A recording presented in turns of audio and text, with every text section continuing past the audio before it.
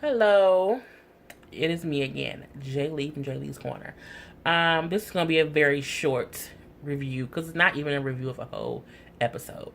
It's just my opinion on one little thing. Keeping Up with the Kardashians. That is a very much so a guilty pleasure show of mine. This is like Love and Hip Hop is.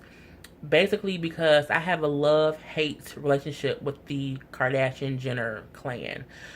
Basically, because I feel like they've always had this sense of entitlement, and sometimes like they should be exempt from the bullshit that happens in life. Because sometimes things happen to them and they're like, I just can't believe this happened to me. Like, I just can't believe it. I'm just, and so it irks my nerves sometimes with them. I just can't. So when Kim had the whole robbery thing, I think when the initial story broke, I was like, did it, I'm assuming it really happened. I don't know because I don't know them. You never know these days with stuff. So when the season aired and it showed, the before it happened, the after it happened, her talking, her perspective of it, I gained a lot of respect for Kim. Because for the first time, I'm looking like, damn, she's a real life human being. Like, she's a real life person who, she do have feelings. And, it is crazy that, would have been crazy if her kids would have lost their mom. Flash forward to last week's episode and a little bit of today's episode that I only watched like the first 5 minutes of today. But when Scott had the girl and, they're on vacation with them and whatnot. And when Kim bust in the girl in the bathroom and like called the girl a tramp, called her ghetto, get your shit and get out, security will escort you out.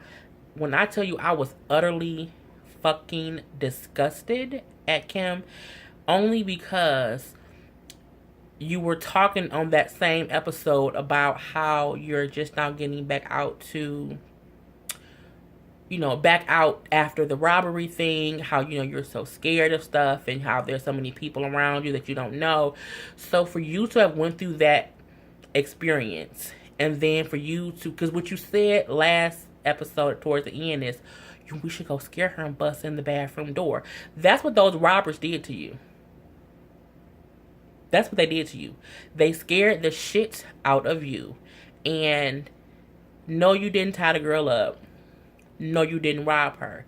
But you still utterly embarrassed her for no reason.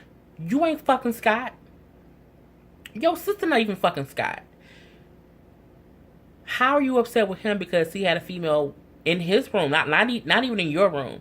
In his room. And he's single. And I'm a rider for my sister. My sister can do no wrong. Well, my sister can do no wrong. So I'm not going to belittle another woman for nothing. Because you had no reason to do any of that. You could have checked Scott. But the lengths that you went to let this girl feel your anger or whatever it is you call. But you and her, Courtney and Scott, not Courtney. Yeah, Courtney. Courtney and Scott aren't together. Scott has every right to still want to be with Courtney. He has the right to feel conflicted when he hears that Courtney has moved on.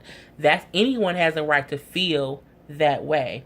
You can't use the excuse of how you felt bad for him because he was, sad of hearing Courtney may have moved on or messed with someone else.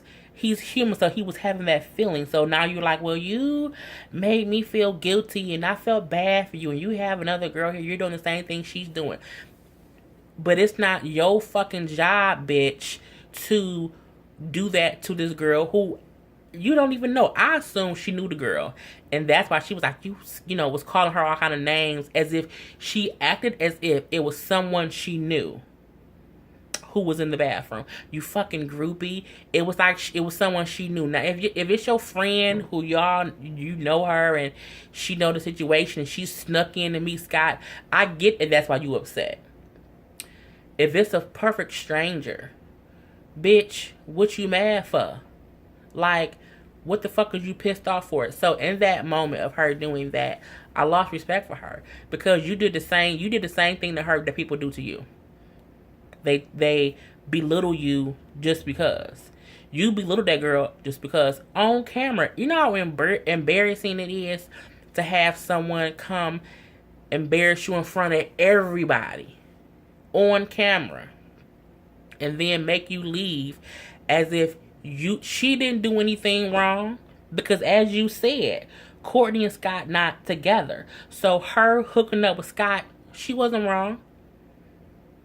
So I didn't mean for this video to be this long, but I was that's why I have a love-hate relationship with the Kardashian Jenner people, because on one note, you want people to feel sorry for you when you go through anything in life, and then in the next scene you calling the stranger a ghetto girl. I went so ghetto on her. First of all, bitch, you ain't ghetto. Just because your husband is Kanye West, you're not ghetto. And it just irks my nerve that people, like, I need one of her black friends to check her. Bitch, you ain't ghetto. And you used it, you was calling her ghetto as something as a derogatory thing. And then you on the phone with Kanye saying, I went so ghetto on her. Like it was oh so great. I hate the Kardashian Jenner people, but I still watch the show sometimes, which is how I saw this. So that was my little review. I would never do a review on them unless it's something like this, where they piss me off and I need more than 60 seconds on Instagram to say what I gotta say to them. But I just think that was horrible. Like, grow up. Y'all were in like another country for stuff, and you worried about who your sister's baby daddy fucking, and they ain't even together. That ain't her husband. What you mad for, homie? Courtney ain't pissed. What you mad for? So that's all.